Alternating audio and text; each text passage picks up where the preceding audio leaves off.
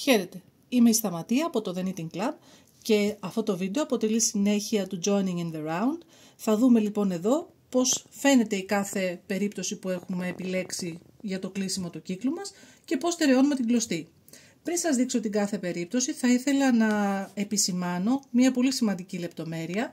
Όταν ρίχνουμε τους πόντους στη βελόνα μας, να μην γίνει, πριν ξεκινήσουμε να πλέκουμε, να μην γίνει αυτό το στρίψιμο των πόντων, διότι δεν μπορεί να διορθωθεί μετά και μας φέρνει σε πολύ άσχημο αποτέλεσμα αν συνεχίσουμε να πλέκουμε έτσι. Στρώνουμε τους πόντους όμορφα.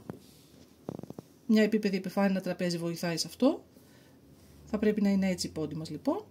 Και κάτι δεύτερο πολύ σημαντικό, αν επιλέξουμε τη δεύτερο τρόπο που ουσιαστικά κλείνουμε ένα πόντο με έναν άλλον, τη δεύτερη επιλογή που έχουμε στο πρώτο βίντεο για το Joining in the Round, να έχουμε προσθέσει έναν ακόμα πόντο, έτσι ώστε να μην χαλάσει ο αριθμός των πόντων που χρειαζόμαστε για το οποιοδήποτε stitch pattern, σχέδιο πόντων που χρειαζόμαστε για το κάθε πλεκτό μας, π.χ. με ένα απλό λάστιχο 1x1, προσθέτουμε ένα πόντο ακόμα για να κάνουμε το κλείσιμο και να έρθουμε στον συγκεκριμένο αριθμό πόντων που χρειαζόμαστε την κάθε φορά. Το αφήνω αυτό στην άκρη.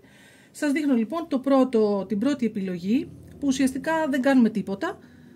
Ξεκινάμε και πλέκουμε χωρίς να έχουμε στερεώσει, χωρίς να έχουμε κλείσει κάποιο πόντο με κάποιον άλλο ή οτιδήποτε. Είμαστε δηλαδή κάπως εδώ και ξεκινάμε και πλέκουμε σιγά σιγά. Το πώς φαίνεται η ούγια μας εδώ είναι κάπως έτσι. Εγώ συνήθως χρησιμοποιώ μία βελόνα. Όταν είμαι στη είδηση έχω πλέξει 3-4 σειρές και θα σας δείξω τι ακριβώς κάνω και αμέσως διορθώνεται και είναι πάρα πολύ όμορφο το τελείωμα. Εδώ μου δείτε που δημιουργείται ένα μικρό κενό, στερεώνω την βελονίτσα μου και αυτό που κάνω ουσιαστικά να περάσω με τη βελόνα μου σε αυτό το σημείο που είναι η μία άκρη, η αριστερή ουσιαστικά άκρη, τη βελόνα μου από εδώ.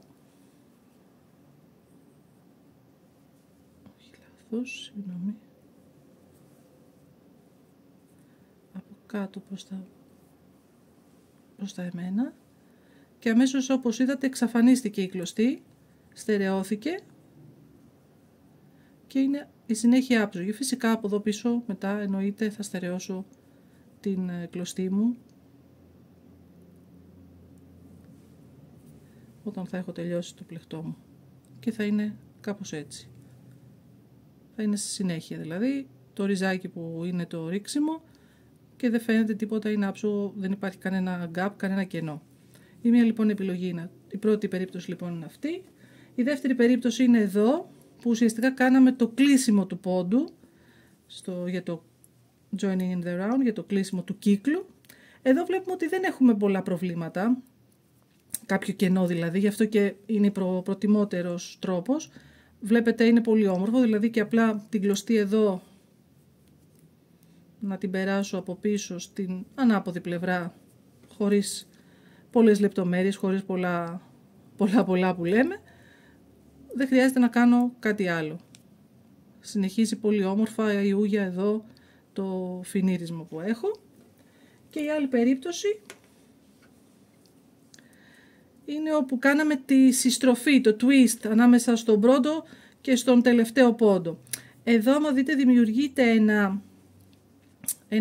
ένας ποντάκος είναι εδώ, αυτός εδώ, που ουσιαστικά είναι αυτός που ήρθε από δεξιά και πήγε αριστερά και γι' αυτό κάνει αυτό εδώ το λίγο στραβόλοξο ποντάκι. Αλλά μπορεί και αυτό με τον τρόπο που χρησιμοποιούσαμε στην πρώτη περίπτωση, με τον ίδιο τρόπο στερεώματος, να έρθει και να κλείσει και να γίνει πραγματικά και αυτό εξαιρετικά. Εδώ από κάτω από την ούγια, από κάτω από μέσα προς τα έξω, έρχεται όπως βλέπετε και αυτό και κλείνει και γίνεται άψογο, δεν έχει κανένα σκαλοπατάκι, κανένα πρόβλημα. Και από πίσω πάλι και έχει κλείσει και έχει γίνει πολύ όμορφο. Αυτά νομίζω είχα να σας πω για σήμερα. Ευχαριστώ πολύ για την παρακολούθηση. Κάντε like, share και comment. Πείτε μας τι άλλο θέλετε να δείτε από μας και καλή συνέχεια. Ευχαριστώ.